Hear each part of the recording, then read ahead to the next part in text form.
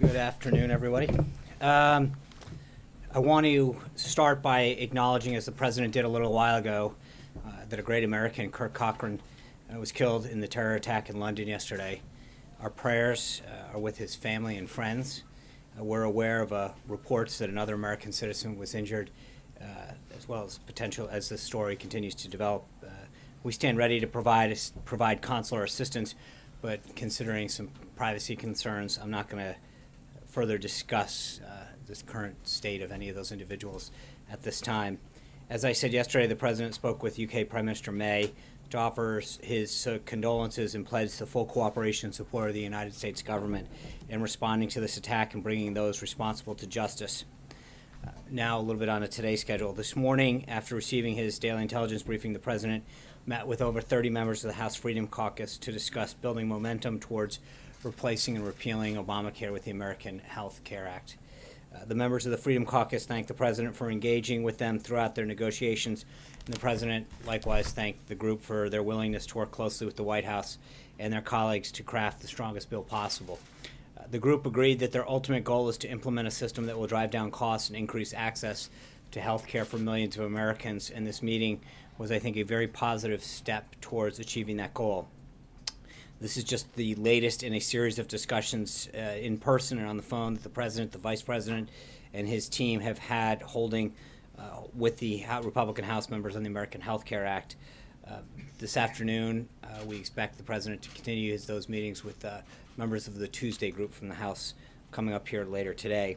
Since the law was introduced, the Legislative Affairs team has been in constant contact with the members of the American people will be counting on to fulfill their promise of repealing and replacing Obamacare by supporting this bill later tonight. In the past few days, the President has been on the phone with scores of Republican members, in addition to the in-person meeting you've seen with the Republican Study Committee, the House Freedom Caucus, and the Tuesday group. This bill has truly been a collaborative effort from the beginning. Through an open and deliberative process, the President and his team have helped to negotiate a very, very strong bill. He was on the phone last night well into the 11 o'clock hour with members on an individual basis discussing their support for the bill. The amendments that have been incorporated add important aspects to the bill, like removing costly essential health benefit insurance regulations, repealing Obamacare taxes immediately starting in 2017, reforming Medicaid by allowing states to accept funding as a block grant to implement able-bodied work requirements, and blocking states from receiving enhanced federal medical assistance percentages if they expanded during the transition. We've already seen the results, with many members coming out and saying they're going to be a yes tonight. As I've noted before, today is actually the 7th, and we hope the last anniversary of the day that President Obama signed Obamacare. The President is looking forward to seeing Republicans fulfill the pledge tonight that they've been making to their constituents for years, that with a Republican in the White House and with them in Congress, they would once and for all see the end of Obamacare. The President, I assume that President Obama must be feeling this time is up for his signature law, since today he came out with a rather lengthy statement about it, but he can't change the facts about where it stands. President Obama stated that Americans received a, quote, upgrade in insurance. But the mandates Obamacare placed on insurance forced millions off their insurance and away from their doctor, which broke the promise that they were given. President Obama attempted to move the goalposts on costs, downplaying the skyrocketed premiums, some in the case of over 100% in some places, and unaffordable deductibles. Americans, he seems to have forgotten that he pushed Obamacare on the promise of reducing costs, not making health care unaffordable.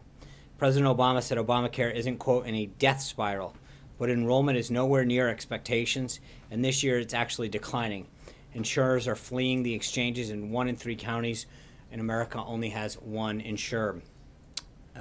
President Obama may not believe that Obamacare is a, quote, job killer, but the new law, including its job-killing taxes, mandates, and regulations, speak for itself. With the passage of the American Health Care Act, we will begin the process of rolling back Obamacare's many disastrous policies. And of course, it's not just a big day on the House side. Over on the Senate, we begin the final and 4th day of Judge Gorsuch's Senate Judiciary hearings. Earlier today, Democratic leader Chuck Schumer announced that Senate Democrats will be mounting a filibuster against his nomination. From day one, we've said that the president made an inspired choice with the nomination of Judge Gorsuch. The American Bar Association has given him their highest rating of well qualified. This week, though, through all 4 days, he has showcased his sterling credentials and a brilliant legal mind. We find Senator Schumer's announcement truly disappointing because it breaks with the tradition of how the Senate has handled Supreme Court confirmation votes in modern time and represents the type of partisanship that Americans grown tired of. In the last half century, only 3 Supreme Court justices have ever faced a filibuster. The most recent, Justice Alito, was opposed by then Senator Obama, who voted to uphold his filibuster and later admitted that his vote was a politically motivated act that he regretted. In fact, Senate Republicans didn't filibuster his Supreme Court nominees, Kagan and Sotomayor. We call on Senator Schumer to follow Democrats to abandon this attempt to block Judge Gorsuch from receiving a fair up or down vote that he and the American people have voted for. Back to the rest of the president's schedule. This afternoon, the president, as I mentioned, will meet with members of the Tuesday group. He had lunch with Secretary of the Treasury Mnuchin and Nelson Peltz at 3 o'clock today. We hope you'll come out and join the president to welcome the truck drivers and truck company CEOs who will be meeting with on the American Health Care Act as they arrive to the White House alongside 2 rather large big rigs. 1 in every 16 Americans work for the trucking industry. It's the backbone of our country's domestic freight transportation, and it moves over 70% of domestic freight tonnage. But the trucking industry has suffered greatly under Obamacare. Many truckers were forced to buy health care plans that weren't necessarily right for them on the exchanges. Like millions of Americans across the country, they saw their premiums rise and their options plummet. And trucking companies classified as large employers under the law are mandated to provide insurance that we already know doesn't work. Instead of imposing senseless restrictions from Washington, the president's 3-pronged health care reform plan will lower premiums and increase choice by increasing competition. The president looks forward to discussing how these policies, combined with forthcoming tax, regulatory, and trade reforms, will provide much-needed relief for the trucking industry. Also today, the vice president met with President Hernandez of Honduras. A readout on that meeting is available from the vice president's office. And a few notes before I get to your questions. As the president noted during his first cabinet meeting earlier this month, while many of the spectacularly qualified choices to lead his departments and agencies are already in place and taking action to fulfill the president's ambitious agenda, there are still some important positions that have not been filled, in large part to Senate Democrats' obstruction. I wanted to give you a quick update on still some of the outstanding confirmation. Secretary of Labor designate Alex Acosta had a very successful hearing yesterday, and we expect markup next week. Secretary of Agriculture designate former Governor Sonny Perdue is currently appearing before the Senate Ag Committee. We expect Governor Perdue to continue to show why he's the best choice to lead the USDA, and hopefully his markup to be scheduled in the coming days. We also announced earlier this afternoon that Prime Minister Rasmussen of Denmark will be visiting the White House on March 30th. We'll have further details on the visit in the upcoming days. Tomorrow, the president will host Medal of Honor recipients and their guests in celebration of Medal of Honor Day, which falls on Saturday of this year. We'll have some more details on that event coming forward. The president intends to be here this weekend, so as we have updates on the president's weekend plans, we will let you know as well. I'll also note that we've got coming up on a deadline related to the Keystone Pipeline. We'll have an update on that for you tomorrow. And finally, I'm proud to announce that on April 19th, the anniversary of the battles of Lexington and Concord, the New England Patriots will be visiting the White House to celebrate their latest, and what will probably be a continuation of many more to come, Super Bowl win. And with that, I will take your questions. Jeff Mason. Sean, This is a Patriots question. no, it's not. Did you know anything about Tom Brady's jersey? Is this I have true nothing- confession? I've got nothing on that. Okay. But I have a healthcare question for you. First, do you expect there to be a vote tonight? That's what I understand the House is scheduled, yes. Any chance that that's going to be pushed back? That would be obviously up to Speaker Ryan and Leader McCarthy, but nothing leads me to believe that that's the case. Is the president concerned at all that as he draws support for the bill from the Freedom Caucus, that he may lose support from more moderate members of the House? He's meeting with members of the Tuesday group today. Obviously, this is something that he understands. There's a little bit of a balancing act that goes on as you try to get 216 in this case, but I think we've continued to make progress every day. We walked out with more members in support of the American Health Care Act today than we started the day with, and I continue to see that number climb hour by hour, and I anticipate that we will get there. Blake. Sean, Patrick McHenry said we have an offer. They, speaking of the House Freedom Caucus, can accept it or reject it. Is that the way that you see it at this moment? Are you just waiting on the House Freedom Caucus to come to your side? Are you at their wins at this point? What's their status as far as you know? I think there are some members who, in the meeting, stood up and told the president, "I'm with you now." And I think member by member, that's how they're going to vote. I think we've continued to see that number rise. And the same thing with the Tuesday group. There are members that had not been with us that are expressing that their willingness to want to be part of this. The president went over several commitments and changes that have been made to assuage different folks that have continued to evolve. And I think that we continue to see the number rise. But I think that we continue to see the number go up, not down, and that's a very positive sign. Do you know how many came across and what it was that brought them across in that meeting? It depends. I don't think there's any singular issue in a lot of cases. There's a lot. I think we talked a little bit about sections of the bill that there was an issue with. And so I think there's a couple areas that there is some common ground on, but it was over 30 members there today, and some of them had specific aspects that they wanted to see improved, and some of them, frankly, came to say, "Hey, thank you. I think that what you guys have done already has been an improvement." With them, is it essential health benefits? Is that their main sticking point? In a lot of cases, there were some members that was their number one thing, but again, it wasn't universal across the board. But again, I think some of the measures that have been taken along the way have really, and again, it's there's also beyond that. There's a lot of discussion about phase 2 and phase 3, and I think the president and the vice president both committed to continuing working and improving and making commitments on the totality and the comprehensive nature of how we're going to do this.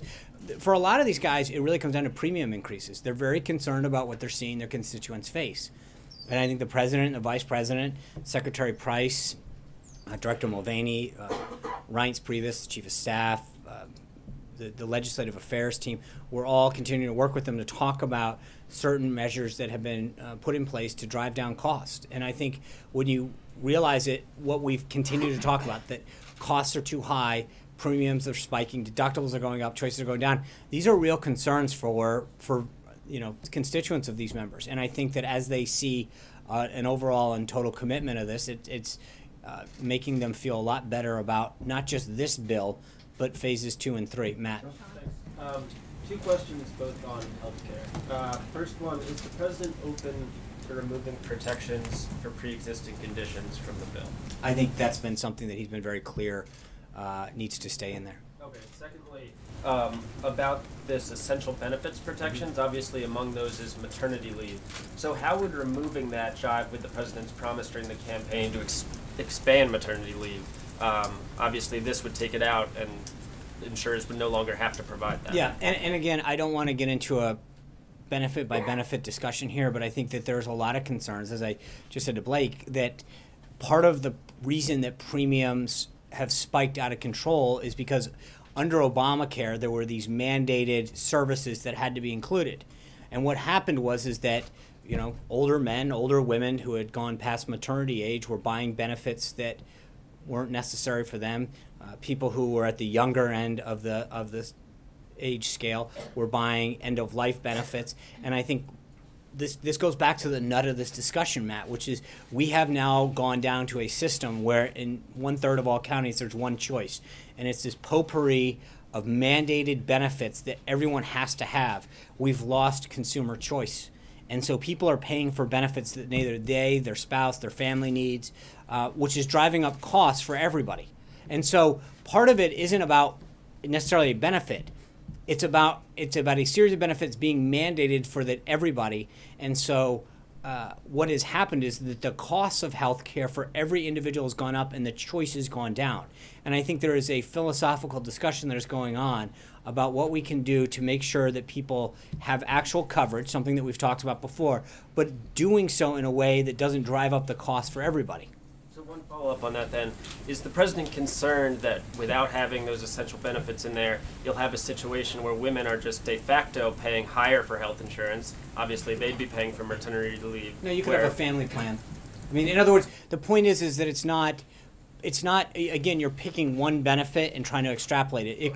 It's also saying, should young people have to pay for end-of-life care? The idea is to instill choice back into the market so that it's not just about one particular benefit. It's allowing people to tailor a plan and a cost point that's good for them or their family or them and their spouse, but it's not just about one particular benefit. It's about looking at this and figuring out what are the cost drivers and how do we give people the choice that they need. Sarah. Thanks, John. The White House and House leadership initially defended the way this bill was written by saying it needed to be structured a certain way and exclude certain things to be able to proceed through the Senate through budget reconciliation. So what's changed to put now these pretty substantive policy changes on the table? What's given the White House and Republicans confidence that now it can survive through that same process in the Senate? I think there's a lot of discussion that goes on without getting too into it. The issue at hand is the Byrd Rule and whether or not it affects the budgetary, that you can't have policy making things that don't have a budgetary impact. There are certain things that are being phrased in certain ways and crafted in accordance with the rule, but there's a lot of smart people that are very familiar with the rules and are trying to do things in a way to make this bill conform in those ways. Zeke. Hey, Sean, two questions for you. One on the healthcare bill first. A question about the way this bill is now being modified to basically pick up votes. There on Monday night, that manager's amendment included that special carve out for upstate New York, which had a bunch of good nicknames that I can't do justice for. But then also now some of these latest bits of horse trading. Is the president concerned that this bill now looks a lot like the procedurally what it looked like, what Obamacare looked like 7 years ago? That the Republicans have spent 7 years criticizing the way that bill was brought to the floor, and here they are 7 years later on the same day about to do the exact same thing. No, not at all. In fact, it's doing exactly what we intended to do. I mean, the exchange that we had with Matt, it's actually going, the two goals that it set out to do, it's actually doing. Driving costs down, finding ways to lower premiums, keep deductibles within reason, or at least giving people the option to choose a plan that fits their budget. And then secondly is doing things that instill competition, choice. So the things that are being done actually achieve the goals that have been set forth. Jim. So I have one for you, just on a different question. Yesterday, Secretary Madison and Chairman Dunford testified on the Capitol Hill that they were willing for have Congress have a public debate around a new AUMF. Is that something that traditionally those have started from in the executive branch? Is the White House willing to put one forward and willing to begin that round of discussions? I refer you back to Secretary Mattis. I think that is one that the Department of Defense is. So we should think that statement is operative for the White House, that the White House now is calling, would like. No. I think that was brought up in the context of a conversation that he is willing to have with respect to overseas contingencies that are existing right now in the battle, especially with respect to ISIS, and the current tools that we have to combat them. But I think that was a discussion about whether or not we should have a discussion on authorized use of force or not, and how to have that. Jim. Oh, well, sorry. Now that Chuck Schumer has announced a definite filibuster of Judge Neil Gorsuch, do you think it's time for the White House to take a stand on eliminating the filibuster for Supreme Court nominees? I am not going to. I'll let Senator McConnell is a much more apt user and understanding of the Senate rules. I am not going to start to tell Senator McConnell what he should be doing from here. It's your nominee, and I understand that, and it's his rules and his chamber that he leads. So I'm going to let that, John. Sean, thank you. Has anybody from the National Security Team or the Homeland Security folks been in touch with their counterparts in London in the last 24 hours or so? Yes. Can you expound on that at all, or for not? Only to the extent to say that they've been in touch to evaluate, offer assistance, and again, I'm not going to get into a classified discussion about what we may or may not be discussing. A supportive effort, needless to say. Yes. Okay, thank you. Thanks, Sean. Chairman Nunes today refused to definitively rule out that he received the information he announced yesterday on surveillance, that he got that from the White House. So will you rule out that the White House or anyone in the Trump administration gave Chairman Nunes that information? I don't know what he actually briefed the president on, but I don't know why he would come up to brief the president on something that we gave him. Well, that's why it was confusing to many of us, so I was Right. wondering, yeah. I don't know that that makes sense. I did not sit on that briefing. I'm not, it just doesn't, so I don't know why he would brief the speaker and then come down here to brief us on something that we would have briefed him on. It doesn't really seem to make a ton of sense. So I'm not aware of it, but it doesn't really pass the smell test. Hallie. Thanks, John. On healthcare, a couple for you. Mark Meadows says came out of the meeting, he said there is no deal. Right. Does the president acknowledge that this bill appears to be in trouble right now? No, I think that we're going to continue. I mean, it's not a question of trouble. There's no deal. We weren't asking for a deal. The You president. wouldn't call this essential health benefits package a deal? No, I think for a lot of members it was, and I think some of them stood up and said, "Mr. President, we're with you." I think a lot of them said, "We're going to go back and think about it," but there was no. The meeting didn't conclude by saying, "Do we have a deal?" That's not why we had it. I think for some members this has been. Final offer put forward as No, I think this was a discussion that the president continues to have. I think we have been very, very pleased with the direction it's going in and the number of members who have expressed their support for it. We'll continue that discussion with the Tuesday group. But the number is growing, the number of members who have shared concerns, and I think that we have been very responsive, as well as Speaker Ryan, to the concerns and ideas that members have expressed from across the spectrum. Two quick clarifications. You've said that there is only Plan A. Right. At this point, is there an acknowledgement that perhaps there does need to be a Plan B if this vote No. doesn't happen tonight? Plan A. Okay, then the next follow-up is just the president has asked Speaker Ryan to delay this vote while he works with some of these members to try to convince him to come Sorry, on so board. what's that? Has the president asked Speaker No. Ryan to delay the vote? Steve. I was going to offer you the opportunity to respond to what Leader Pelosi said today. She said that it's a rookie mistake to set a date for a bill before there's consensus in the Republican caucus. What's your response to that? Thank you.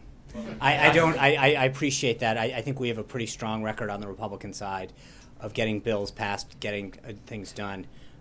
And so I know that they have a pretty strong record of passing things and telling people that they can read the bill afterwards. I think we've done this the right way, and I think we know that we've done it with the support that voters told members and the president that they wanted. Jonathan. Tangentially related, if I might. Yeah, of course. There are some former White House lawyers who served in the prior administration who say that by tweeting from his official POTUS account this morning a video that was put out on official social media channels, the president and the White House have violated the anti-lobbying law because they're using money that was appropriated by Congress.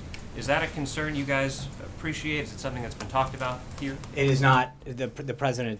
That is not applicable to the president. No.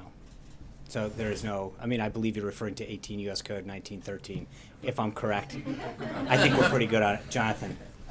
Thanks, Sean. The president wrote a book called The Art of the Deal. He's considered the ultimate closer when it comes to negotiations. If this deal falls through, if this bill does not pass, would he accept the blame for its failure? And if not, who would? Let's get to the vote tonight. I'm not going to start. I think the president has done a phenomenal job. There's no question. I think when you look at the effort that he's put in, the number of meetings that he's had, and the changes that have been to the bill, there's no question how hard the president and his team, the vice president, have worked to get this done. And it's in response. At the end of the day, we can't force somebody to vote. But I think, as I mentioned to Hallie and several other folks, I like the direction that this thing is going. I think that we continue to see support go with us. We're not seeing people fall off. We're seeing people come on board. That's a great trajectory to have, and so I like where we're headed. Yeah. Two very quick clarifications on previous answers, and then a real question. I think the issue was with the anti-lobbying law, not what the president had done, but what White House staffers were doing with their official Twitter accounts. So while the law does not apply to the president, Right. there's a question about White House staffers. Okay, so do you want me to answer that one? Sure. Let me read from you from 18 U.S. Code 1913. The Department of Justice consistently has construed that the Anti-Lobbying Act as limiting the lobbying activities personally undertaken by the President, his aides, and assistants within the Executive Office of the President, the Vice President, Cabinet members within their areas of responsibility, and other Senate-confirmed officials appointed by the President responsibility. So there's clearly a carve-out for that. Next. When you're talking about the Byrd rule earlier, Yeah. can we read from your answer that Vice President Pence does not at any point intend to overrule the Senate parliamentarian? It's not a question of overrule. You don't overrule. The Senate parliamentarian makes interpretations. Sure. It's up to the presiding officer So, understand the I thrust do, of I it. understand, but I also understand how the Senate works, and the presiding officer determines, So the Senate parliamentarian is asked for guidance. Sure, and if the guidance from the Senate parliamentarian is that something would violate the Byrd rule, would Vice President Pence? I'm not gonna answer hypotheticals about what he may not do, not on this bill or anyone other. You got one, let's. Just finally, CNN reported yesterday that U.S. officials believe that are investigating that associates of President Trump communicated with suspected Russian operatives Right. to coordinate the release of information damaging to Hillary Clinton's campaign. I'm wondering if you can respond to that or say Yeah. definitively that they did not do so. So let's actually look at what CNN reported. They reported that anonymous U.S. officials have told them that information indicates that association of the campaign and suspected operatives coordinated, which they admit is not conclusive of anything, is bordering on collusion. The last line of the thing said, quote, "The FBI cannot yet prove that collusion took place." I think there's probably more evidence that CNN colluded with the Clinton campaign to give her debate questions than the Trump campaign gave any kind of collusion. So I think when it comes down to that reporting, it is filled with a bunch of subjective terms about this person may have done this, possibly could have done that. And at the end of the story, if you wade to the very bottom, it says the FBI cannot yet prove that collusion took place. So I have addressed this type of reporting in the past, and this fits right in. John. Without getting too deep in the weeds on exactly what the strategy is in the Senate to get this amended bill through the Byrd bath, is the president confident that the strategy that's being developed in the Senate will result in a bill that can pass muster? Yes. And the president told us several weeks ago that if it looked like the Democrats were going to filibuster Judge Gorsuch, he would encourage Mitch McConnell to invoke the nuclear option. Has the president's position on that changed at all? The president has not spoken to Senator McConnell yet. I think Senator Schumer, as you know, within the last hour or so came out with his position. I'm sure that after we get through tonight, the president will have some kind of conversation with Senator McConnell and discuss Senate strategy. We're not there yet. Trey. Thanks, Sean. Following up on Jordan's question, and then I have a follow-up on Hallie's question. How did Chairman Nunes She had end like up at four. the? I'm not sure there's. How did Chairman Nunes end up at the White House yesterday? This morning, he said he invited himself here, but that's sort of an uncommon way to end up here. Can you take us through sort of the tick-tock of what happened? No, I don't know how he got here. I assume in a car, but I also don't track him. I think I don't keep his schedule either. I know. No, I don't. He literally gave a press conference as we were starting and saying, "I'm going to go down to the press conference, down to the White House." After he briefed the press, Was this the first time that the White House was made aware of the surveillance that he brought to the president yesterday? I believe that the information that he shared with the president was new. And then the follow-up on healthcare: is there any sort of plan if the bill does not pass tonight? What is the plan No, B? it's going to pass, so that's it. Caitlin. Now that you've been briefed, I know yesterday you hadn't been, everything had just happened. Can you say if the information that Nunes had is the same information that the president said he had that would be revealed this week? We're not going to. There's my understanding, because I was not briefed on the contents of that, was that he spoke generally about what he had seen in these reports that he had been made privy to, but that there was further details. He wanted the president to know what he had seen and that it wasn't related to Russia, but he's continuing, again, all of his public comments are that he is going to continue to pursue this, and they'll have further updates later, but I'm not aware of the specific nature of it. Cecilia. Wait, one more question. Yeah. What will the president's reaction be to Republicans who vote against the health care bill tonight? And are they being encouraged to vote their conscience? Well, I think I've addressed this before, but I think the president's made very clear that Republicans in particular have made a commitment to constituents and to the American people that if given the opportunity to have a Republican president, a Republican Senate, and a Republican House, that they would enact a repeal and replace and put into it a patient-centered health care. I mean, he believes, as he mentioned when he met with the House conference, as he mentioned with the members of the Freedom Caucus today, and I think in several meetings, that this is something that we've talked about. You've taken a bunch of these free votes when it didn't matter because you didn't have a Republican president. And you got to vote for repeal and go back and tell your constituents something like 50 times. Well, this is a live ball now. And this is for real, and we're going to do what we pledged to the American people and keep our word.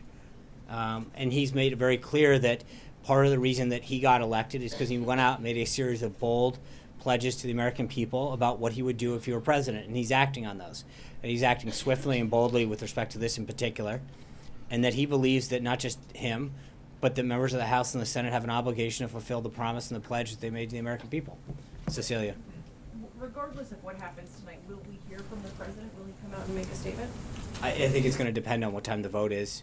So I don't want to commit. I'm sure in some way, shape, or form we'll have some kind of comment. And similar to the question you were asked here, but is the president, no matter what happens, prepared to take responsibility for the outcome of this bill? What in what way? Whether it succeeds or fails. His name is on it. A lot of people think so. Well, I think that in the sense that we've been very clear about this is a priority of ours and we worked with them. But again, I go back to, at the end of the day, we can't make people vote.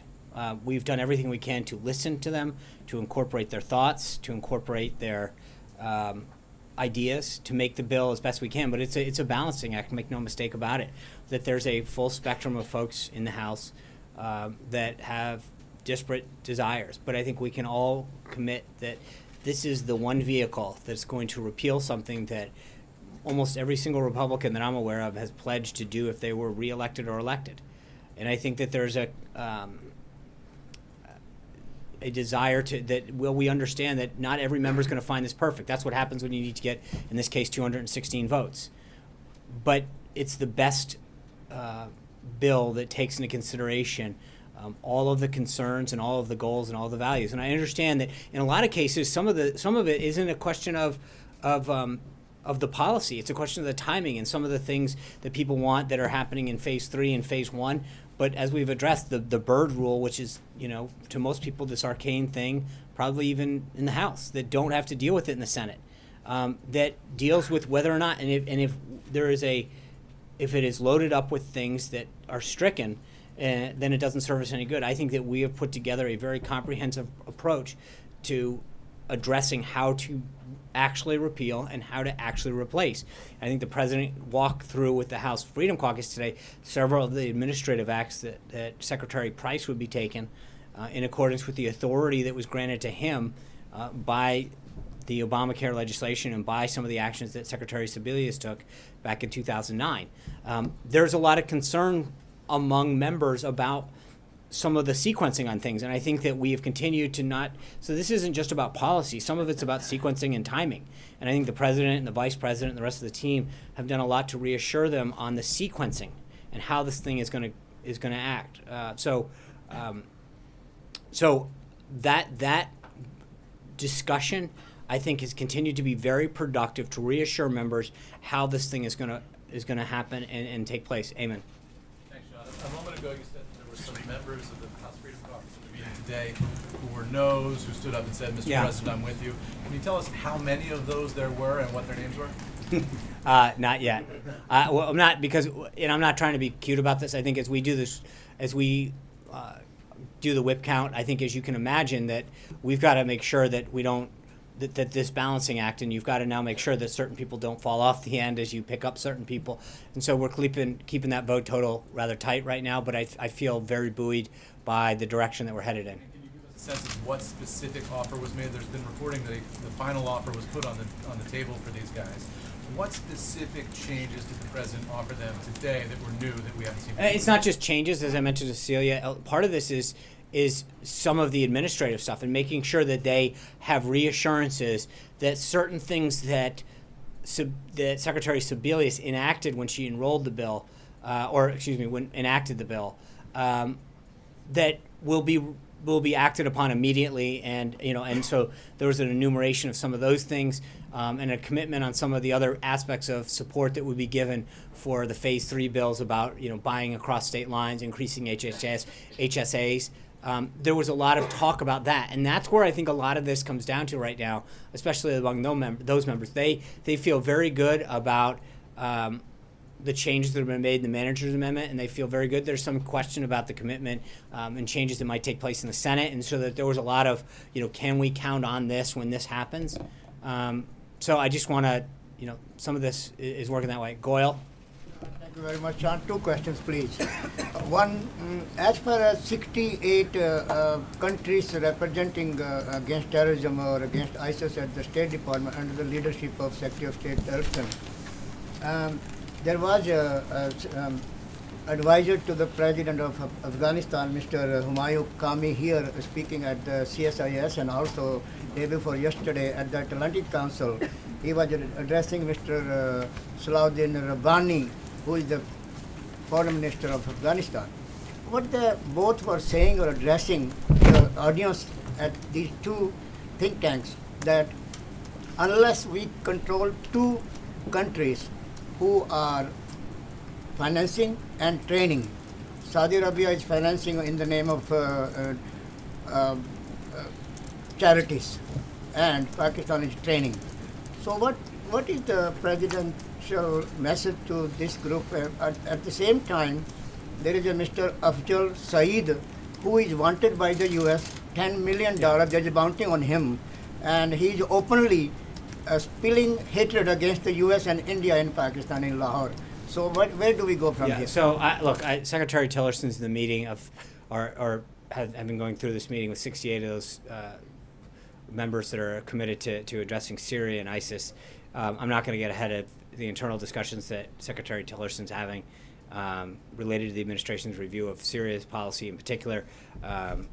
But I would stay in touch with the State Department on that. John? My question, please. Okay. As far as President's relation with the Indian American community is concerned, it goes back 40 years. It was 1976 when a spiritual leader came from all the way from India to New York City, and he wanted to have a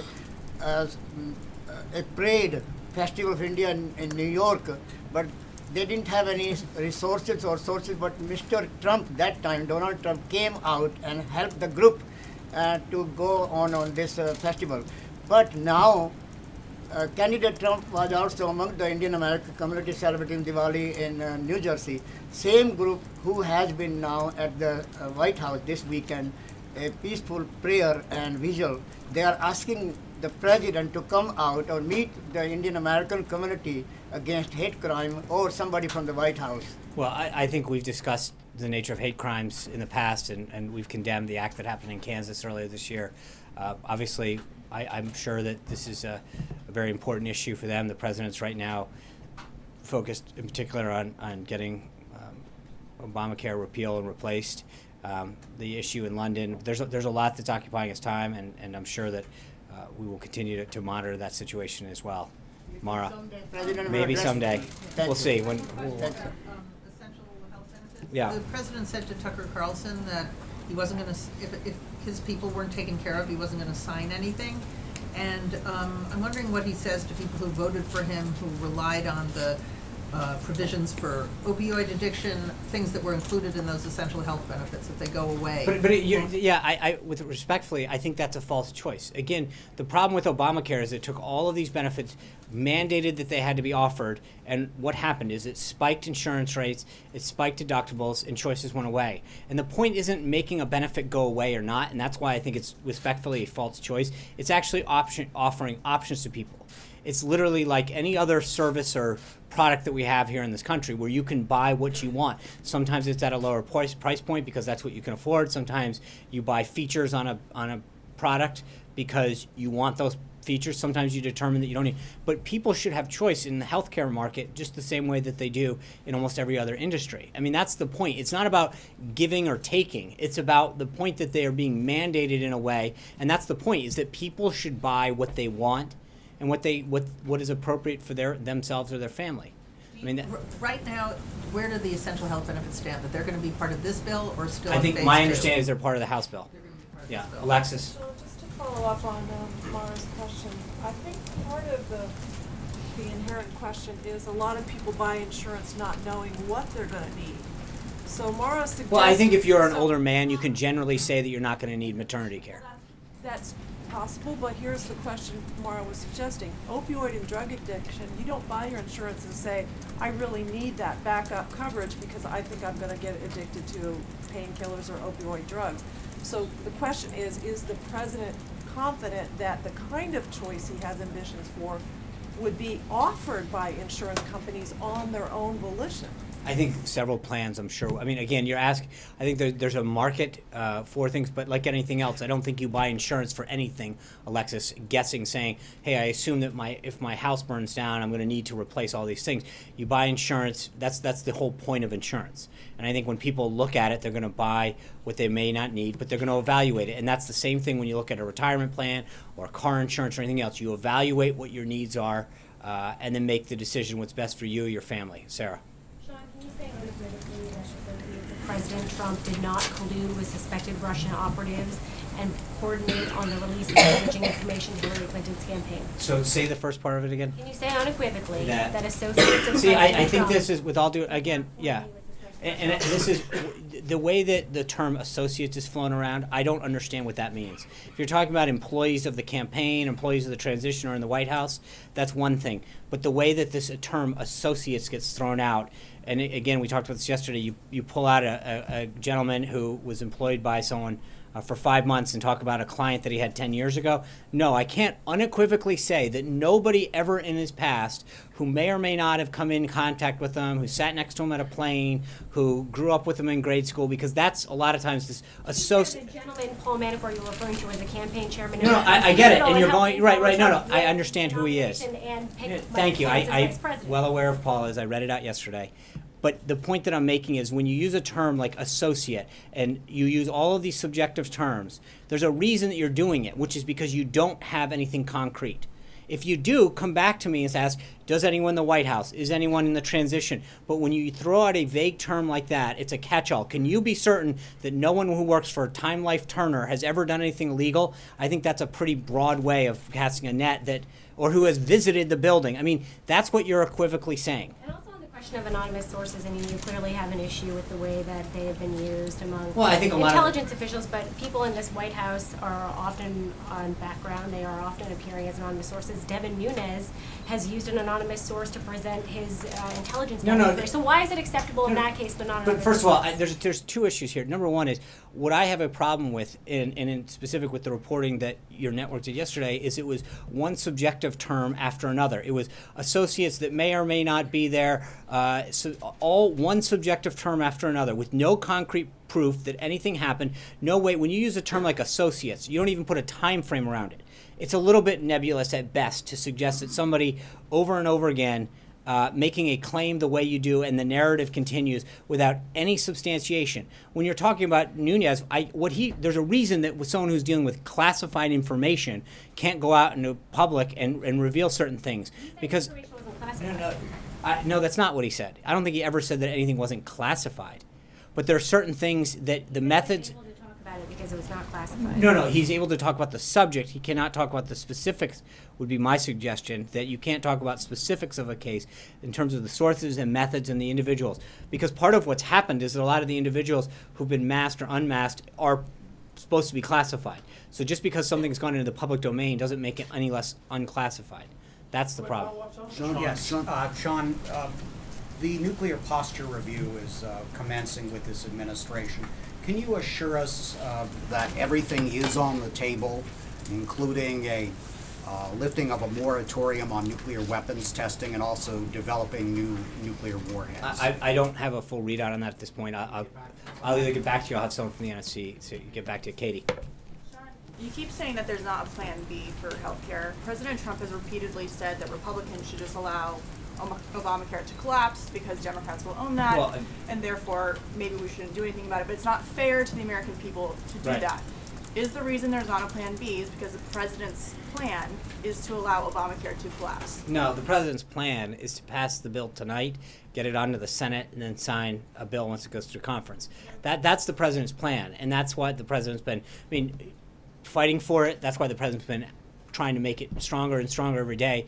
But I think he states a very clear reality, which is that if it doesn't do this, that it is a false choice to compare what we're doing with Obamacare because Obamacare is collapsing. The premiums are skyrocketing, the choices are going down, the deductibles are going up. There is no equivalency. Something is failing, and we're actually trying to get rid of it to help the American people. And the point the president's making is the politically expedient answer is to do nothing. But I think for the sake of the American people and the needs that they have in terms of health care, I think we owe it to them to do the right thing. So on the follow-up question, who is the president holding accountable for the split in the Republican Party not being able to get this bill done, the struggle that it's taking to get the votes at the last minute? Is he holding Republican leadership, Paul Ryan, accountable for bringing a bill to the table without having consensus from the Freedom Caucus, or is he holding the Freedom Caucus accountable for opposing? I think right now we're not focused on blaming. We're focused on getting it done and winning. Criticize President Obama for the way he sold Obamacare, and there may be some validity to that. Thank but you. Candidate Trump, President-elect Trump, and now President Trump have been selling this legislation as coverage for everybody, lower premiums, lower deductibles, and better health care. Thank you. Hasn't he put Republicans on the spot with this legislation? Sure. By selling it that way? But it is. So yes, thank you for the advertisement. I appreciate it. I think that's what. Of course it can. It will do that, and that's what the point is. But I think that there has been I think there is some concern, as I mentioned earlier, about the timing, and I think we have continued to allay a lot of those concerns. Because of the rules that they are. And again, one of the things that is tough to explain to a lot, or not tough to explain, but just the reality, is that if we don't do it the way that we're going to do it, we need 60 votes. And we're not going to get 60 votes in the Senate for this bill. The Democrats are united in stopping any progress being made on this. And so I think the point that we've had to make over and over again is, I get it. In a perfect world, if we had 60 votes, we could do this in a very, very different way and have a much more comprehensive legislative strategy. But in the same way that the Democrats use reconciliation, as do we, to undo it. And the reason that it is a three-pronged, three-phase approach is because of the nature that it has to get dealt with. I think for a lot of folks, many of them are new to the process. Many of them want to see it done in a different way. And I think we are trying to do it in the most responsible way, so that when it gets sent over to the Senate, we don't have to have a huge parliamentary fight about what's they quote unquote birdable or not. And that's, while most people don't want to, fully appreciate the nuances of that, it's a reality that we have to face if we actually want to get it done. And I think that makes a big, big difference. Peter. Sean, yesterday when Chairman Nunes was here, we heard his comments. Today, behind closed doors, he apologized to the committee for not coming to them before he came to the president. He expressed regret for the way he handled this, going public and going to the president before speaking to the members of his own committee. So I guess my question is, why was it appropriate? Why does the White House believe it was appropriate for Chairman Nunes to come and give this information to the president regarding an investigation about the president's own associates during the campaign? Well, two things. One is, it wasn't, as has been asked before, to ask me why he did something. He made a decision. He briefed. Hold on, you were getting there. I saw. You've seen enough of you, Peter. I know where you're going. I know where you were going. But the reality is that he made a decision. He briefed the press first. No one had a problem, by the way, in the press corps of getting briefed before everybody else. He went down. He briefed your colleagues before he briefed anybody else. I don't hear too much crying about that. The reality is, and then he made a statement and said, I'm going to come down to the White House and share this information with the president. As has just been noted, he didn't give us a heads up. He told us, he made an announcement. He said, I'm coming down to the White House, asked for time to share this with the president. And I think part of the reason, to be clear to your question, is specifically to say that there is a big difference between any discussion about what's going on in Russia and why this intelligence was picked up. His comments yesterday were very clear. The intelligence and the information that he picked up had nothing to do with Russia. And I think he felt as though, according to his own words, they had an obligation to make sure the president knew what he had discovered. That's it, plain and simple. So to be clear, though, just because appearances matter on this, doesn't the White House have a concern that it creates the appearance that there was potentially interference by the president, that he was included in conversations about the investigation before it was completed? My concern, to be perfectly blunt with you, is that it's always you seem to have an obsession with the process and not the substance. At some point, hold on. The president's the one who wants the conclusion. He asked for it, so I'm asking, I understand why did he that. ask for details before it was completed? Because as Chairman Nunes said, and again, I'm just going to make it clear, because he said that he wanted to make it very clear that the discussion and the revelations that he had did not regard anything to do with Russia, and he wanted the president to understand that. But there seems to be this obsession with the process. How did he get here? When did he go? What was the reaction? at some point there should be a concern about the substance. That's a very serious revelation that he's made about what happened during the 26th election with respect to our side and some of the things that happened. And at some point, I would implore, urge, beg some of you to use some of your investigative skills to look into what actually did happen. Why did it happen? What was going on back there? Who knew what when? But I think that there should be a similar concern as opposed to figuring out whether he took a skateboard or a car here to exactly what happened and why it happened. And the reality is that whether he briefed us first or he briefed the Democratic members, and that's up to him to decide, the substance of what he shared should be troubling to everybody. And that's what I think is the important thing. So to follow on this thought, I want to ask you, at CPAC, President Trump said people, quote, shouldn't be allowed to use sources unless they use someone's name. He said it does, quote, tremendous disservice. It's following up with the conversation you started with Sarah earlier. So I guess the simple question is, Chairman Nunes came out, he noted sources that he couldn't create and provide publicly. So why, when it's politically advantageous, is that use of sourcing okay, but when it's politically damaging, it's not okay? No, I think there's a different. He came out and briefed people on what he knew at the time, and said he was literally going to get further briefs and would have further updates. That's a big difference than reporting and making a serious allegation. In fact, he was doing quite the opposite. He was vindicating the president and saying, there is something that you need to know about the substance of the allegations that are being made against you, and why that may or may not be the case, because some of what I've seen... If he had not been vindicating him, wouldn't it have been just as important for the president to learn? Sure. And I think maybe he would have, and then you probably wouldn't have any concern with that, would you? My question is to you. Margaret. Following on that, two questions. You said again the word vindicated. The president said he felt somewhat vindicated. Did he feel that having Chairman Nunes come down here helped his own credibility? I think it's reassuring to know that that what he discussed, well, again, the chairman made it very clear that he's not final in any of his processes, that what he had seen so far gave him grave concern, or whatever the exact phrase before I get, but you know, use the phrase that Chairman Nunes needed to say, that he said, that he gave him concern and pause for what he had seen and wanted the president to be aware of the activity that he had seen that occurred during the transition period. I think that's an important, so I think, yes, the president did, it was helpful for the president to know that the investigation, as he had asked for, was starting to bear fruit. And again, I think the equally important thing to note about yesterday was that part of what Chairman Nunes said was that it had nothing to do with these allegations and narrative about Russia. And I think that is a very, very important narrative to be clear on. And are they going to meet again? And after the conversation, since they spoke directly, did the president accept Chairman Nunes' finding that there was no wiretapping at Trump Tower, which he said yesterday? Well, one, I don't think the first one wasn't planned. There's nothing planned for the chairman to come down again. But second of all, I think I have, and the president has very clearly explained that the tweet wasn't to be taken literal in the sense of the word wiretap, that he was talking about surveillance in general. And yes, I think that once what Chairman Nunes said is that there was evidence of surveillance that occurred during the election. And I think that is important to note. Again, I think the obsession is with the process of how he got here and what time he left and who he briefed first, as opposed to the substance of this issue. But I'm not going to, all I'll tell you is the public comments that he made to you and your colleagues both here and up on Capitol Hill was that he was very concerned with the surveillance that he had seen in reports of surveillance and individuals who had been masked and unmasked during especially the transition period. I think that should express concern for a lot of individuals. So the president's confident that Chairman Nunes can continue to lead this investigation and, in his view, be Absolutely. impartial, because there have been Yes. some questions about that, including from Republicans. Yes. Thank you guys very much. I'll see you tomorrow. Have a great one.